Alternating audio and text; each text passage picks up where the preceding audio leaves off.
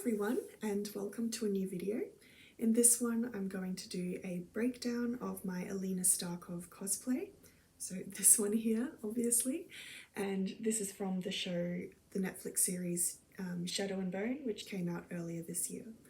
So as soon as I saw the costumes on the show, I knew that I wanted to make one of them. I wasn't sure which one just yet, but as soon as I saw the episode in which Alina wears the black Kefta, I was like, that's the one I'm going to make. So I immediately started thinking of what things that I had already that I could use in it, and yeah, that sort of started everything in my head as to how I wanted to construct this cosplay and go about making it. So this video is going to cover just a brief breakdown of the costume. I'm not going to cover the making of too much. If you are interested in the making of this Kefta and the detailed sewing and progress there, please head over to my Patreon. I post all of that sewing progress over there. And if you're interested in finished photos and edits of the costume, head over to my Instagram. So that's where I post all of the finished final photos and videos. Some videos. Instagram still hates me and I don't have reels. So anyway, I wanted to start with the pattern. So if you are interested in making a female Kefta, I would highly recommend using this pattern here. So it's a vintage Vogue pattern. This one is V9280. It's an original 1948 design. And I actually bought this pattern quite a few years ago when I first started getting back into sewing. And this was sort of before I knew that I was going to get into cosplay. I was actually intending on making a regular coat, but I never touched it until now, and I think it's a brilliant pattern. I really, really love it. I'm just going to touch on the modifications I made. I didn't use their sleeve pattern. I drafted up my own sort of sleeve pattern just based on another jacket I had. Because I wanted the sleeves to be full length and I didn't want them to flare out at the ends. And I also made my collar piece a bit more angled and sharp because theirs is quite curved. I kept the length and everything else the same, and obviously mine is a front opening garment, so in the pattern theirs is actually already closed, like permanently closed in the front, and then they just have a side zipper, so I completely omitted that. And I think my way of doing it is easier because I don't have to deal with a zipper. And I do have a belt that holds everything in place, so it was fine to just have it front opening and not actually close in the front. So that's the pattern I used. So yeah, if you are thinking of making a female Kefta, I would highly recommend this pattern if you don't want to draft your own. I'm not too fussed about like screen accuracy. I sort of just do things that are inspired by costumes that I see on TV shows and such. So that's the pattern. Let's move on to accessories now. So I wore two necklaces with this costume. The first necklace is this one here, which I wore as a regular necklace around my neck. So this was the first necklace I had, and then there was one more which before I even made this costume, I knew exactly which necklace I wanted to use in my hair as a hairpiece. So this is the necklace here, and this is actually my mother's, and I knew she had it long before the show started, and then when I saw the show and I saw Alina's headpiece, I was like, this is perfect for it, and I really wanted to use it. So I asked Mum, hey, can I use your necklace? And she said, yeah, sure. So my mum actually collects a lot of jewellery, and she also has a lot of Southeast Asian jewellery as well that I often go through to have a look what I can use in my outfits. My cosplay outfits, that is.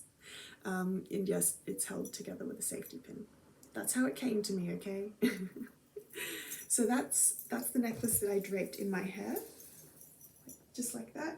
And then I just had a bobby pin here and a bobby pin here.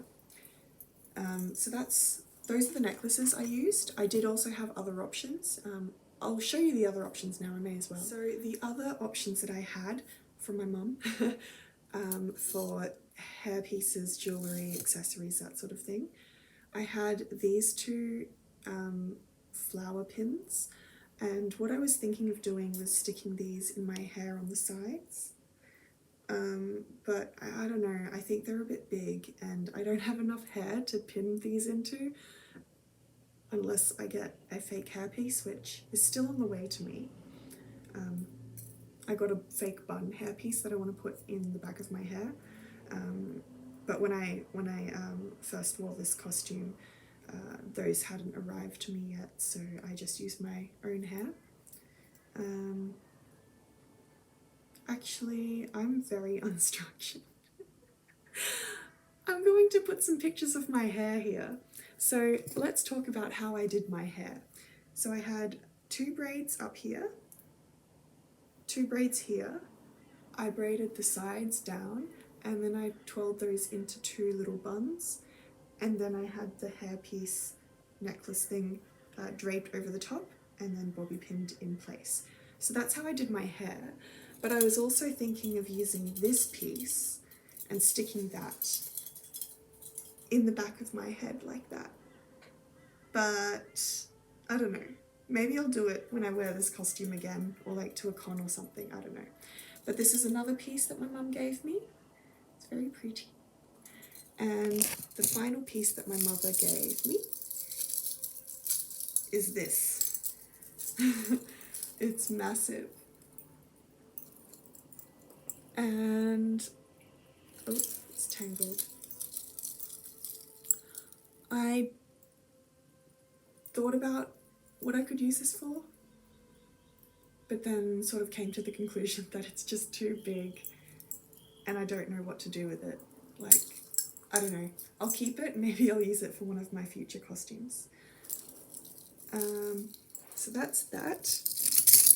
Oh, next up, the belt. So this is the belt. I'm doing a little casual cosplay of Alina right now. The belt itself is from Forever New, which is just a fashion store here in Australia, and very happy because it was on sale when I bought it. So that's great. And the belt buckle is from AliExpress. Exact links to all the materials are over on my Patreon, so if you do want the exact link to this, head over there. And this is how the belt buckle attaches. There is this thing which I just loop over the belt, and then I put the belt on. I secure it in place like a regular belt. Obviously, when I have the Kefta on, I can't pull the belt this tightly, so I just secure it like that, like a regular belt, and then this pokey thingy I put in between the belt, the top metal part of the belt, and the belt itself. So that just sort of stabs into there, and that holds it in place. And I just shift the belt to the center like that, and that is it. And that holds the Kefta together. So very happy with that. I'll show you close up. There you go. That's my belt. It's just plain towards the back, nothing there. Oh, next up I'm going to show you what I wore under my Kefta.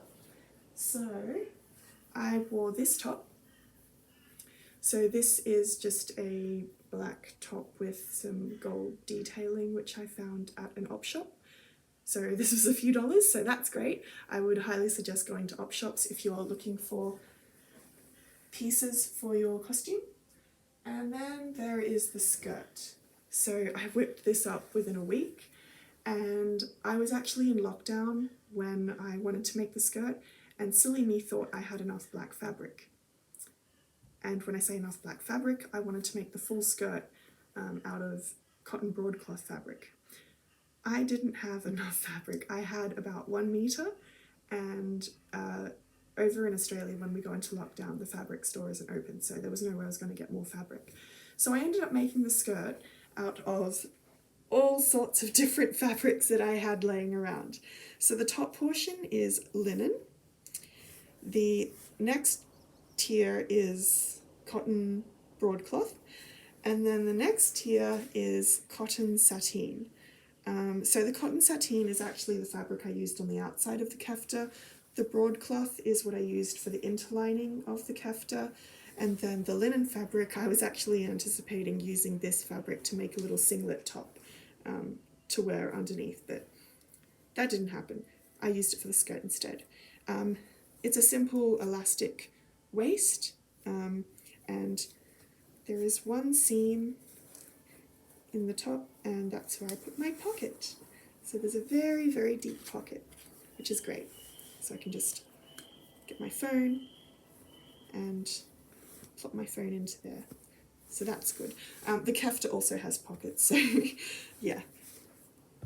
That's the skirt, and this used up all my leftover fabric. It's literally just a rectangle, a very long rectangle that's gathered, and then another very, very, very long rectangle, and that's gathered, and then I hemmed it. So that's about it. If you want to see the full making of the skirt as well, that's on my Patreon, not on my Patreon, that's actually on my Instagram stories. If you go to my Alina Starkov stories highlight, you can see how I made this skirt. But the kefta, that's on Patreon. Next, let's talk about the kefta, I think. Okay, let me move my stool. Oh. Okay, so here is the kefta. Fabrics. Like I said, the outside fabric is a cotton sateen, and then the inside fabric, excuse, you've got Kirigan's tunic underneath here. The inside fabric is a cotton broadcloth, so that's just acting as interlining. And then I've got some like fleecy fabric for the front trimming and also the sleeve cuffs. So nice and soft. And then that's also used for the facing for the collar. And then some fur for the trimming on the collar. And that's everything for the fabrics. Yeah, it was quite simple to make. I think the hardest part would have been sewing all of these applique patches and then cutting all of the threads. So I'm sure you saw in here. I sewed on all of the applique patches because they didn't seem to iron on too well, which was unfortunate, but I always trust sewing over glue, so I was determined to just sew it all down and get it done, cut all the threads, and be done with it. So now everything's nice and secure. I'd say if you are going to make a kefta, sew all of the applique patches to the sleeve before you sew the sleeve into a tube. It makes it so much easier. What I ended up having to do for the sleeve was I actually hand stitched all of this down. So this is all hand sewn down because I couldn't fit it under the sewing machine because it was already sewn into a little sleeve. So that's my top tip there. And I don't think there's anything else really to mention about this kefta. Oh, I did want to point out this really cool detail. Oh, I should probably adjust her up. Hold up. Okay, she's up. She's very tall now. Look at this. Okay, so I wanted to point out that the pattern, and this is just me because I really, really like it, is there's this extension panel in the back. So it looks like there's a center back seam, but it's actually it's actually folded like that. So it provides really nice twirlage and movement, and I think it's just a very, very nice detail. So yeah, oh, I should show you the pockets while I'm here. Do you see the pockets? Yeah, pocket, very deep pocket. Okay, so what is next is the gold iron-on applique thingies. So all of these were purchased from AliExpress. I did a lot of searching, clicking around to find the perfect ones that I wanted. I tried to buy from the same seller, but they're actually from different sellers depending on the designs, but they actually all match really well. So actually, let's bring her over. There we go. So I got a lot. I got some for the sleeves, and also there's the back. There's the back. Yeah, so all of the gold embroidery iron-on applique patches are from AliExpress. So go on AliExpress, go searching, go find all the cool designs and have fun with it. Make your own designs and yeah, just have fun. If you are interested in any of the exact links to any of the things that I've mentioned today, that's all on my Patreon, so you can find out the exact materials and everything. So that's that. And I think there was one more thing that I wanted to talk about. And the shoes. These are the shoes that I wore. They are my black boots that I just wear every day. Anyway, that's it for my Alina Starkov cosplay up here. She's very tall now. If you are interested in the making of this Kefta, go over to my Patreon. If you want to see finished photos and videos, head over to my Instagram. And if you are interested in seeing General Kirigan's Kefta and tunic, stay tuned for the next video. Until then, stay creative. Bye!